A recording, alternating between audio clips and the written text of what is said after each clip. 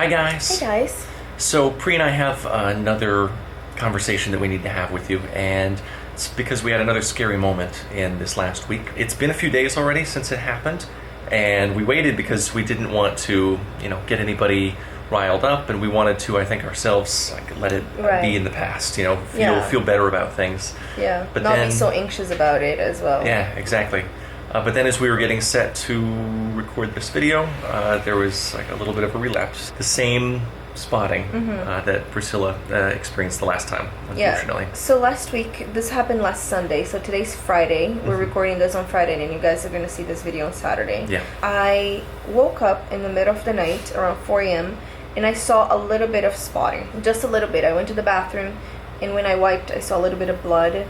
And I was like, well, it's 4 a.m. I'm not going to panic right now. Let me just see how this goes, and I can, make a decision. We can make a decision in the morning. And, I stayed. Obviously, I couldn't go back to sleep right away because I was worried. So I just observed the blood flow, and it basically stopped. By 5 a.m., 6 a.m., it had stopped. And I went back to sleep again around 7 and woke up at 9.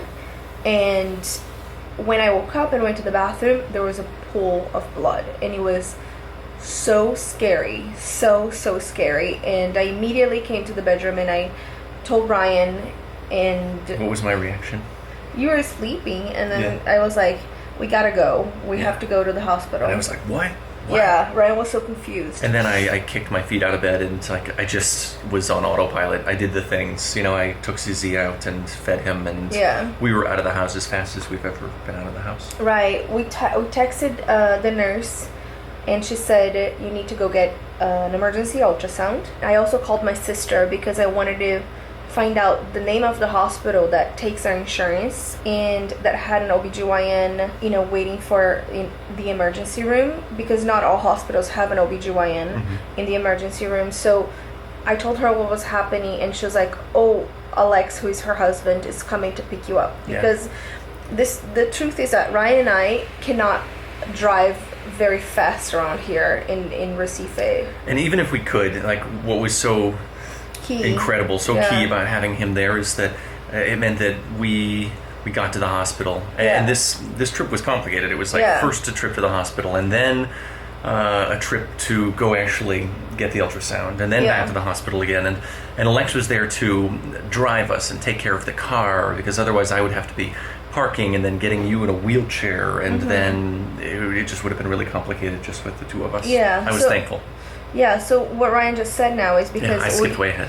We had to go to this hospital that had an OBGYN because I needed to be examined by an OBGYN. And the wonderful thing was that it didn't take time at all. We literally got to the emergency room. They got me in a wheelchair, and the doctor saw me in maybe 10 minutes. It just took the time. Yeah, it just took the time to register, and she saw me right away. She did a physical exam, and she could see that my cervix was closed, which was a good sign at that point. And also the blood which is a lot at that point still. The blood was already turning brown, so it wasn't fresh blood all the time. So at that time, there's just a risk of a miscarriage. It wasn't a sure miscarriage, which helped to know, but it didn't really. I was still bawling, I was crying. I was trying to explain to her what was happening, and I couldn't stop crying, and I was crying all the time. And so she sent me to get an ultrasound, an emergency ultrasound. And unfortunately, that hospital that we were at didn't have an emergency ultrasound on weekends, and remember, that was a Sunday. So we had to go to another hospital, which was really close. It wasn't far at all. And I got there, and my brother-in-law went in and got somebody with a wheelchair, and they immediately took me up to the ultrasound room. So again, it was very quick. We didn't have to register or anything. They already had a note from this OBGYN, so everything went really quickly, and we waited in the ultrasound room, and I was just crying. I couldn't contain myself. I was just crying because I was so afraid. I was so scared, and there was so much blood, and I was like, this is just not that's not good, it's just not good. It's very, very scary. As we're sitting there waiting for the ultrasound, and I was crying, this girl that was there with her sister, and her sister was getting also an emergency x-ray or ultrasound, and she came to me and she's like, can I send you a song via WhatsApp? Because WhatsApp is an app that everybody here in Brazil uses. And I was like, sure. And she was so kind. She sent me this song, and I listened to it, and it was so beautiful. It was just like a comforting song. She sent me via WhatsApp, and you know, it's like one of those moments that she saw me in a really, really bad place. Yeah, a stranger. Yeah, and she just showed so much kindness. You know, it was very, very touching. And there were so many tears. Yeah. That day, and it was nice just to have that moment. After that, we got in the ultrasound room right away, and there's an emergency doctor there, but she's not an OBGYN. She examined me. It was a vaginal ultrasound, and I couldn't see anything. And I remember, because the screen was turned towards the doctor, and I couldn't see the screen, and you could. I could. Yeah. I think the relief hit me before it hit you, because we could still, like, right away I recognized the gestational sac. I could see it. Then, before you knew it, we were listening to the heartbeat again. Yeah, you know? And it was just a relief. And it was sweet relief. Yeah. So the baby was measuring 6 weeks bang on where it should be, because in our last ultrasound, which is last Friday, the baby was measuring 5 weeks, 5 days. So we were right on 6 weeks. The heartbeat was at 135, which is wonderful because it's increasing. Which was faster than last time. Right, it will be getting faster as the baby grows. So it was very, very, very reassuring, and we were so relieved. And then after that, we just went back to the OBGYN in the emergency room. She was super kind. She saw me right away again. And she said, you know, just bed rest. And I was obviously in communication with my nurse from our fertility clinic, and my doctor also prescribed bed rest for me.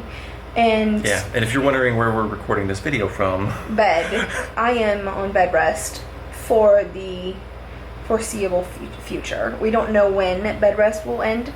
And you know, this brings us to today, which is Friday, and today again I woke up to a little bit of blood. We believe that the reason for the blood is progesterone related. It's like vaginal blood is in the vaginal canal. It's irritation of some sort in there. Right, because in our ultrasound, when I was bleeding a lot, we couldn't see any pockets of blood in the uterus. The blood wasn't coming from the uterus at all. My cervix is closed, so it's some sort of irritation either in the cervix entrance or in the vaginal canal. And I'm still using vaginal progesterone, which we know it's known to cause irritation in the vaginal canal. So I'm trying to be very careful with how I apply the progesterone nightly. And I think one of you said in the comments for me to avoid to put the progesterone so up high close to the cervix. And this is what I'm trying to do recently. But I don't know if I was speculating today if I'm sleeping in a different position, because this is happening every time that I wake up. That's the only time. I don't know if I'm sleeping in a different position. If you guys know of anything, if you've gone through this and you've been getting like bleeding when you wake up, but it's like vaginal bleeding, let me know in the comments below if you're sleeping in a specific position at night that could make it worse overnight or something. Let me know, because I'm just trying to speculate around why this keeps happening. It's hard not to speculate, you know. I mean, thankfully it's not as bad yet.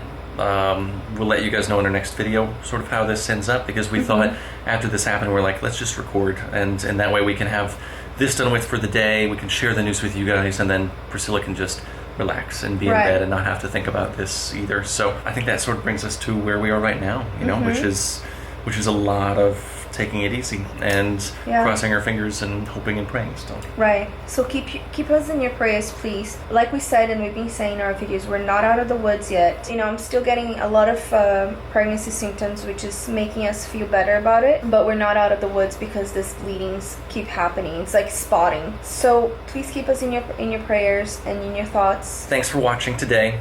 We appreciate it always, and thanks for all of your comments. Just like Priscilla said, if you enjoyed this one, give it a thumbs up.